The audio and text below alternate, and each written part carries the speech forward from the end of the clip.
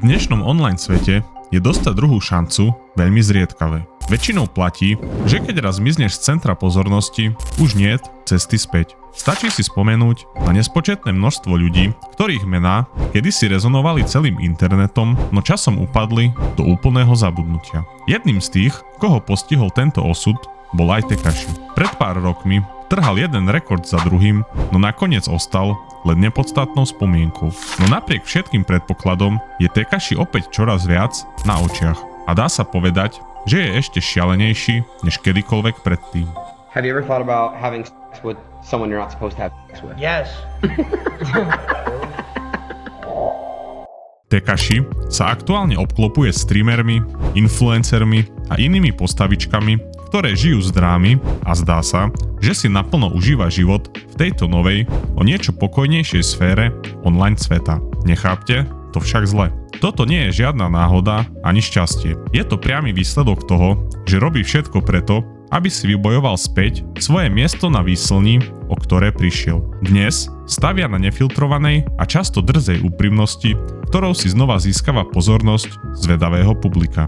Pretože aj keď jeho hudba už nikoho extra nezaujíma, všetci sú zvedaví na ďalší škandál, ktorý vyrobí. Keď sa nad Tekashim zamyslíme, to, že v dnešnej dobe robí taký rozruch, vlastne dáva zmysel. Tekashi bol spolu s pár ďalšími z jeho éry v podstate vzorom pre dnešných reperov a streamerov v tom, ako umelo vytvárať virálne senzácie a naháňať na nich videnia a slávu. Pretože v konečnom dôsledku chaos, ktorý ho obklopoval, bol vždy kľúčový aj pre úspech jeho hudby. Bez toho celého divadla okolo by sa nikdy nestal takou hviezdou, akou je dnes. Boli to práve jeho neustále provokácie a kontroverzné rozhovory, ktoré ho držali v kurze. O-Block right here. This what y'all wanted me in Chicago. This O-Block right here. I should call this shit no block. It's 10 o'clock. Where the fuck y'all niggas at? Niggas ain't outside. It's only 10 p.m. Where the fuck y'all niggas at, blood? You went to O-Block Kids, yeah, I went to O-Block. at 4 in the morning though. I was there chilling. Cause now we saw the surveillance video. You was there for like 30 seconds. Nah, it was actually like for like 15. Seconds? I was gone. I'm gonna sit there and entertain y'all, but I'm not gonna sit there and die for y'all. That's not. No, what that's.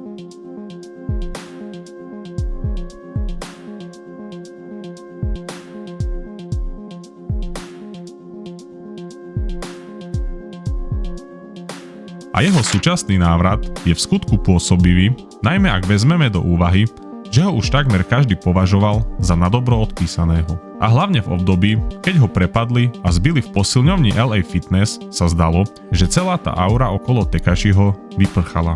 A vzhľadom na to, koľko rečí mal počas celej svojej kariéry, nebolo žiadnym prekvapením, že si ho za to na internete všetci podali a poriadne si z neho uťahovali. A keďže jeho projekty boli naďalej jeden flop za druhým, Tekashi v máji 2022 vyhlásil bankrot a v dokumentoch neskôr uviedol, že momentálne má problém vyžiť z mesiaca na mesiac.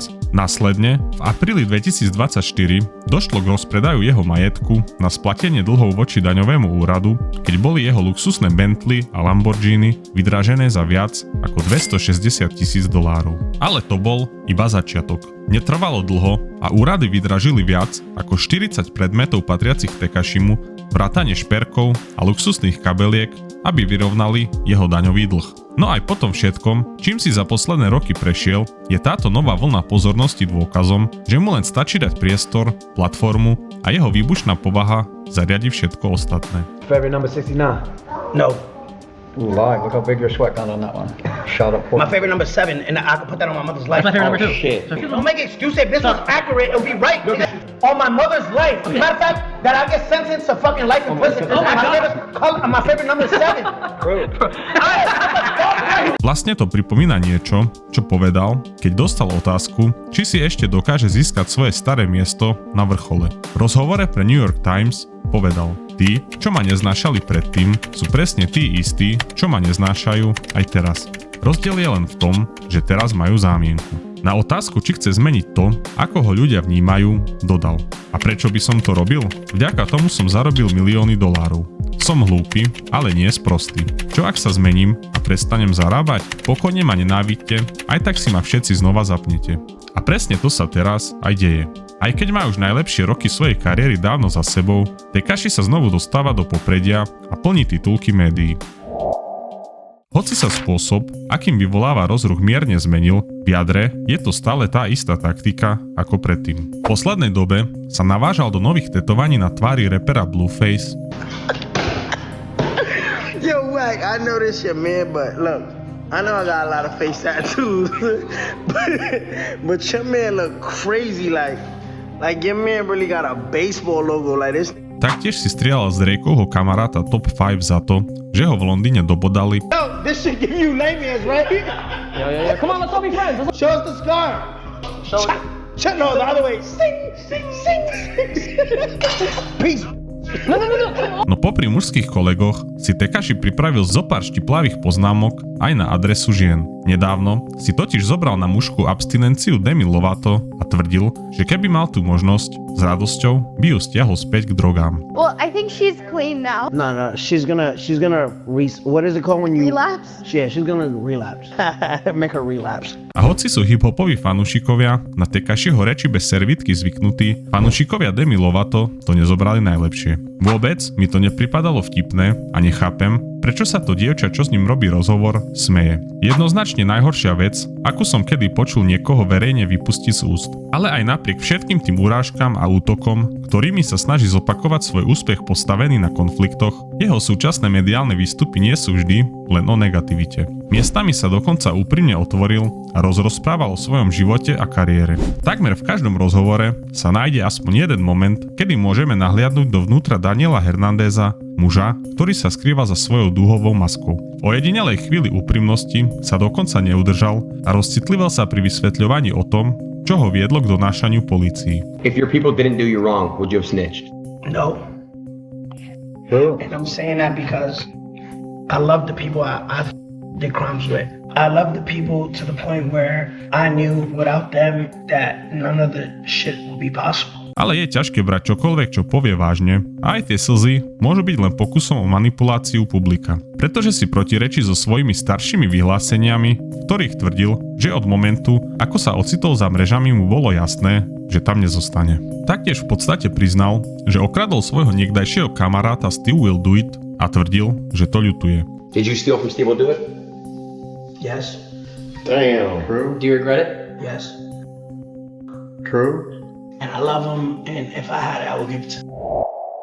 Keď to zhrnieme, jeho posledné mediálne výstupy v ľuďoch vyvolali pocit, že Tekashi sa minul povolaniu a nemal byť rapper, ale stand-up komik. No uprostred toho všetkého chaosu, ktorý vytváral na internete, Tekashiho svetom náhle otriasla lúpež v jeho dome v Miami, kde žije so svojou mamou. Ale hneď na druhý deň celú túto situáciu otočil na vtip, keď vyhlásil, že zlodeji si vybrali zlý dom, pretože daňový úrad mu už zabavil všetky luxusné veci a peniaze. So they literally came here and took nothing. Like So why'd they come in here? they thought there was money here, and You don't have money here?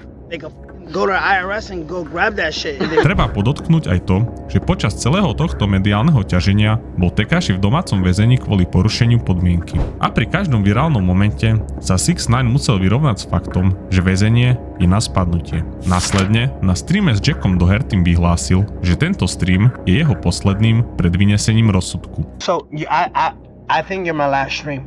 Really? Yeah, because I get sentenced on Thursday. Dang, how long do you think you'll be in The jail for? prosecutors asked for 9 months, but the judge could go under that and over that. No vzhľadom na udalosti okolo lúpeže mu súd vyhovel a vynesenie rozsudku odložil. Objavili sa však hlasy, či lúpež nebola zinscenovaná, len aby sa Tekashi ešte na chvíľu vyhol base. Momentálne sa už Tekashi nachádza vo väzení, kde si odpíkava 3-mesačný trest za porušenie podmienky. No aj napriek tomu sa objavili správy, že podpísal multimiliónový kontrakt so streamovacou platformou Kick. Jeho prepustenie je naplánované na druhú polovicu apríla a vďaka podobným kontraktom a streamom má po prepustení zabezpečený ďalší mediálny návrat. Či sa nám to páči, alebo nie, 6ix9ine si skrátka dokázal podmaniť pozornosť celého internetu. Vieme, že by sme ho v tom nemali podporovať. Vieme, že ak by sme ho jednoducho ignorovali, možno by sa vytratil. No v súčasnosti však jasne ukazuje, že chlapík, ktorého pred pár rokmi všetci odpísali, dokáže vyvolať rozruch ako málo kto. A či už máte Tekashiho radi, alebo nie, treba uznať, že sa mu podaril návrat, ktorý mnohí považovali za nemožný.